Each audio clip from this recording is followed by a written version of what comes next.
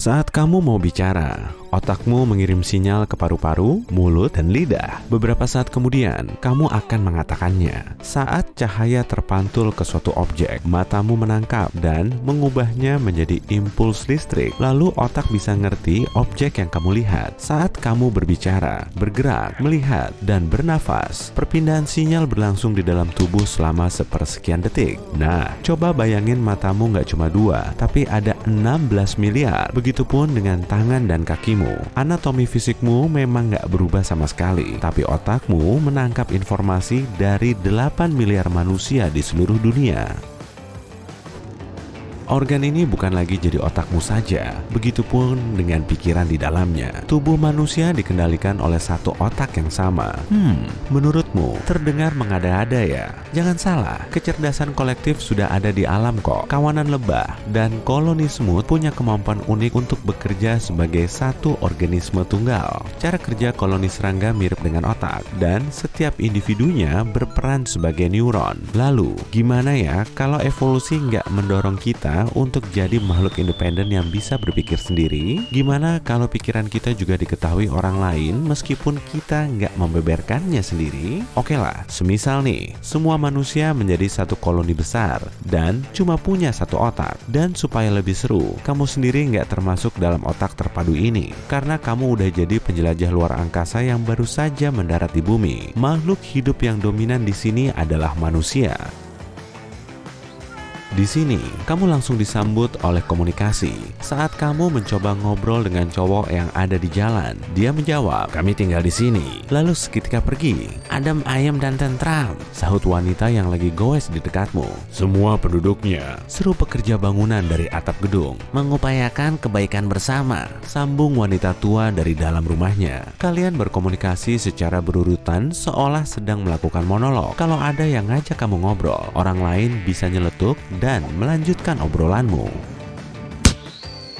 8 miliar manusia di bumi tahu isi omonganmu dan juga penampilanmu. Sebagai organisme tunggal, seluruh populasi dunia akan selalu tahu semua hal yang sedang terjadi. Nggak perlu lagi pakai telepon dan chat. Nggak perlu juga nanya kabar kepada teman dan kerabat melalui video call. Kamu sudah tahu kondisi mereka. Begitu juga sebaliknya. Nggak ada lagi rahasia-rahasiaan. Dan kalaupun salah satu jari kakimu mau hidup mandiri, kamu akan langsung tahu.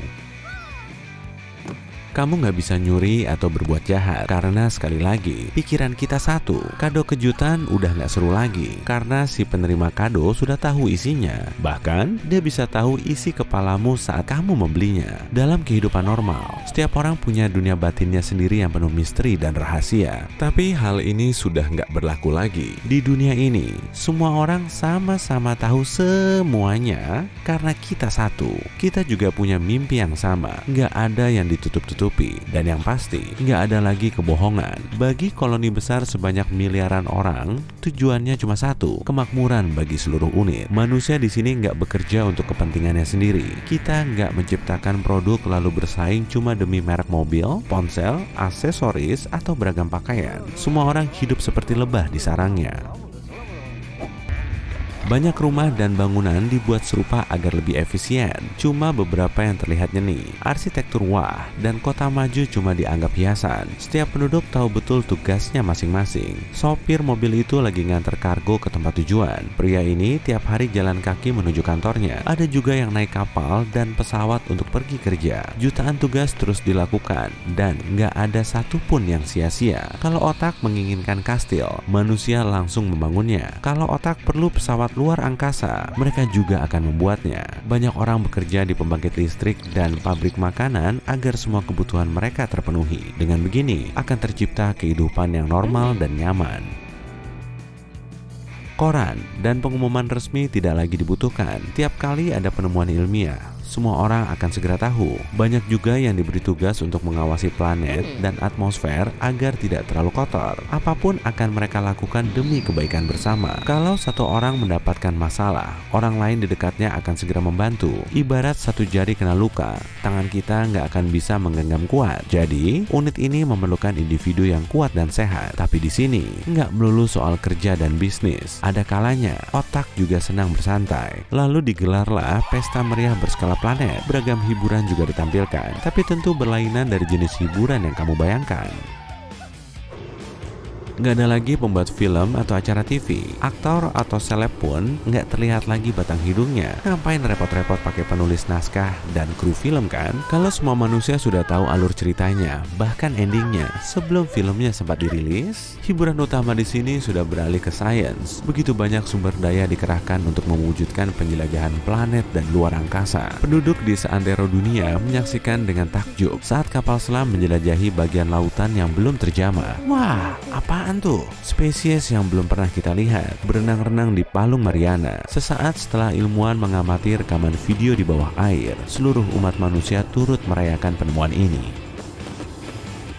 Namun, kita masih punya PR besar terkait eksplorasi luar angkasa. Otak kita terus saja berusaha mencari makhluk lain serupa yang belum kita ketahui. Perkembangan dan pelestarian lingkungan telah menjadi prioritas utama. Tujuannya agar kita bisa belajar dan bekerja dengan nyaman. Kegiatan menulis buku dan artikel ilmiahmu akan jauh lebih cepat selesai kalau kamu berada di tempat bersih dan cukup makanan, termasuk juga air. Sesampainya di bumi, kamu sebagai pengunjung mendapat sambutan yang sangat meriah. Kamu menjadi makhluk pemikir kedua di dunia ini dan miliaran orang tertarik padamu.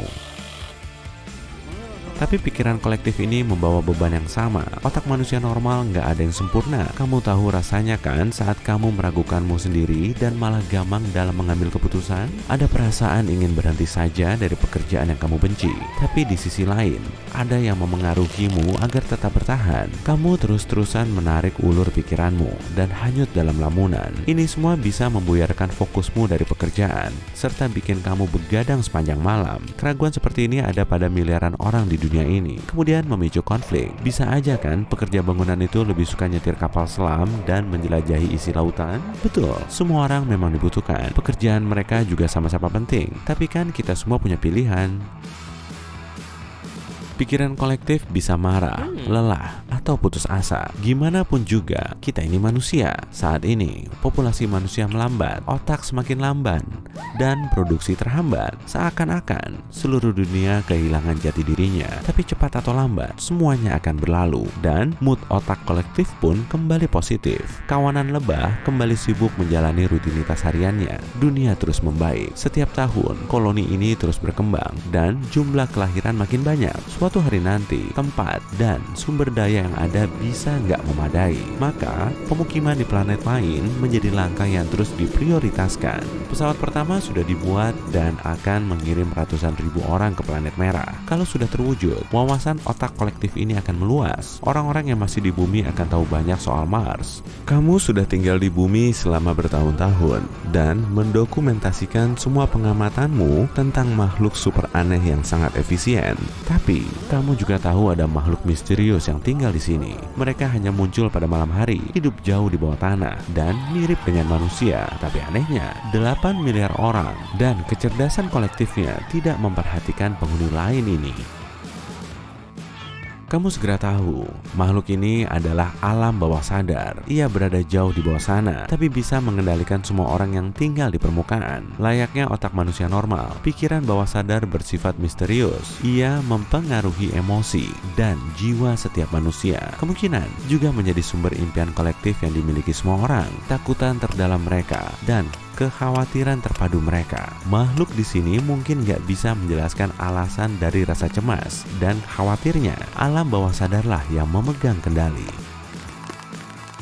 Termasuk perilaku kita, kenangan yang tercipta. Pokoknya, semua informasi yang diperlukan masuk ke alam di bawah sana. Ia menggunakan informasi ini untuk melindungi spesiesnya. Kamu pernah punya firasat kalau kamu sudah salah langkah kan? Ya, kemungkinan kamu berada di situasi yang sama, tapi nggak begitu mengingatnya. Dan kamu bisa saja benar-benar lupa, tapi alam bawah sadarmu tetap ingat. Dan ia mencoba memandumu ke arah yang benar. Keduanya sama-sama melindungi spesiesnya, dan manusia akan tetap baik-baik saja.